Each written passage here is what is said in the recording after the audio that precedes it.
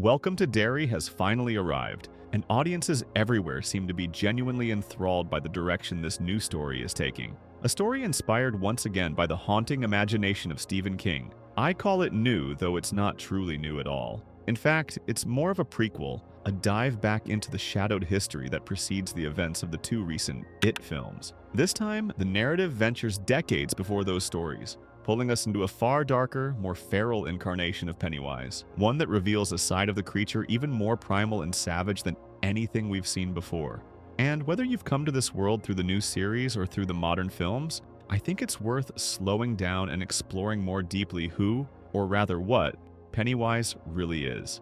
We'll delve into its nature, its abilities, and everything we know from both the movies and King's original novel. If you didn't already know, HBO actually released the second episode early, as a Halloween surprise. So if that slipped under your radar, now you know.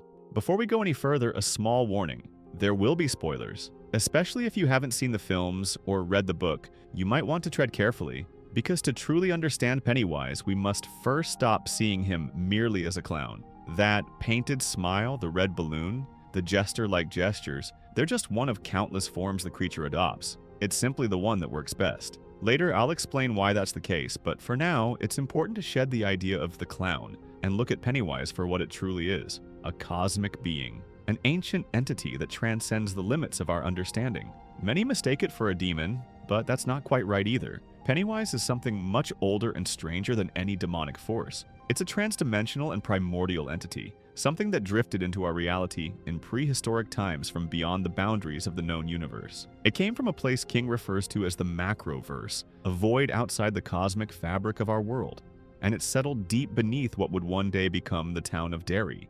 From there, it has remained, like a parasite woven into the roots of the town itself. Pennywise feeds not simply on flesh, but on fear, on the energy, the life force, the very emotional essence of its victims. That's a vital detail because it explains why its acts of horror are not just senseless cruelty. It's not only disturbing because it devours children, or occasionally adults, but because it prefers its prey terrified. It finds fear delicious. The more terrified the victim, the more powerful the feast. Terror for it is flavor. So what might seem like sadistic play, its stalking, its games, the long, dreadful moments before the kill, are in fact ritual acts of feeding. Now, you might wonder why children are its preferred prey. Why does it focus so heavily on them rather than adults? It's not just because children are easier to physically overpower, it's because the child's mind is fertile ground. Their imaginations are vivid and malleable. Their fears are raw, unfiltered, and easier to shape. They can make a monster real simply by being afraid of it. And that belief is the key to Pennywise's power. Fear gives it form and strength. That's also why the clown persona is so effective. Clowns, after all, exist in that strange space between innocence and unease, meant to entertain, yet capable of deeply unsettling those who look a little too closely. The colors, the grin, the laughter, it's all an invitation. For children, it's something that draws them in, makes them drop their guard. But behind the painted face, the predator waits. Pennywise isn't a clown, it's just wearing one. It's the shape that has proven most effective at attracting the kind of prey it craves. Pennywise doesn't roam the streets endlessly. It awakens in cycles, almost like an ancient creature tied to the rhythm of the earth itself. According to the book and films, every 27 years or so, it stirs from a long period of hibernation. It rises, feeds, brings horror to Derry, and once satisfied, it sinks back into its dark slumber. This cycle repeats endlessly, generation after generation, with the town seemingly trapped in the same repeating nightmare. But if we ask what Pennywise truly looks like, beyond the disguise, beyond the human mask, the answer becomes nearly impossible to define. Its real essence is something the human brain simply cannot comprehend. In King's universe, this aspect of it is described as the deadlights, an otherworldly radiance, a form of energy so alien and powerful that to gaze upon it is to go mad, to die, or to be pulled into some infinite dimension of horror. The deadlights are, in a sense, the closest thing to its soul, blinding, pulsating lights that exist outside time and sanity.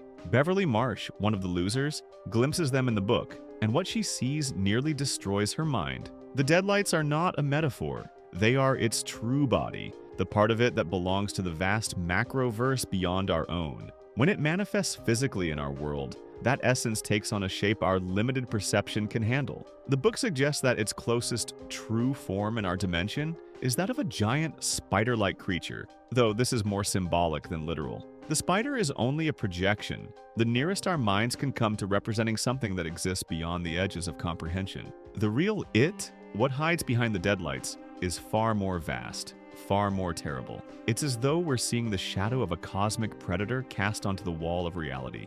When it comes to its powers, they are almost endless. It can shift its shape at will, adapting instantly to the fears of its prey. It becomes whatever image will extract the deepest terror: clowns, monsters, grotesque apparitions, even lost family members. It can take human form, animal form, or something that defies all natural logic. It also possesses an acute psychic awareness. It can read minds, understand thoughts, and tap directly into a person's subconscious to design its attacks with surgical precision. It's not just a creature of violence, but of manipulation. In addition to mental control and illusion, Pennywise is almost impossible to destroy.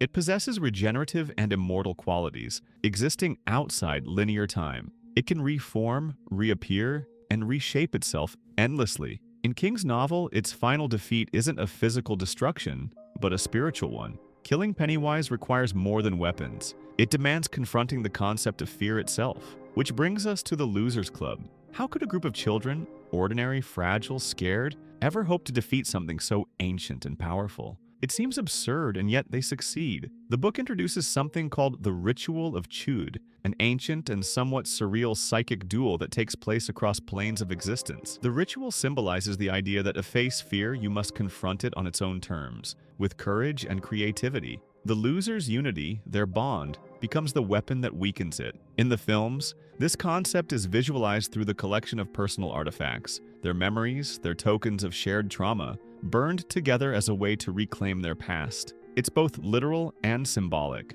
By remembering, by refusing to forget, they rob it of its greatest advantage. Pennywise thrives in isolation and amnesia, but once the losers remember who they are, once they act together, the creature's power begins to unravel. In this sense, the story isn't about defeating a monster, but about overcoming internal fear, guilt, and the paralysis that trauma brings. Stephen King, of course, never limits his worlds to a single story. Within his broader mythology, Pennywise has a counterpart, an opposite force known as Maturin, the cosmic turtle. Maturin represents creation, wisdom, and order, the positive pole in the cosmic balance to Pennywise's chaos and destruction. In the novel, Bill encounters Maturin in a vision during the final confrontation, receiving guidance and understanding of the creature's true nature. The turtle, who supposedly vomited the universe into existence, is a symbol of divine creation, of balance against consumption. This cosmology connects to King's greater universe, especially the Dark Tower series, where the macroverse and its inhabitants form a kind of mythic architecture of good and evil.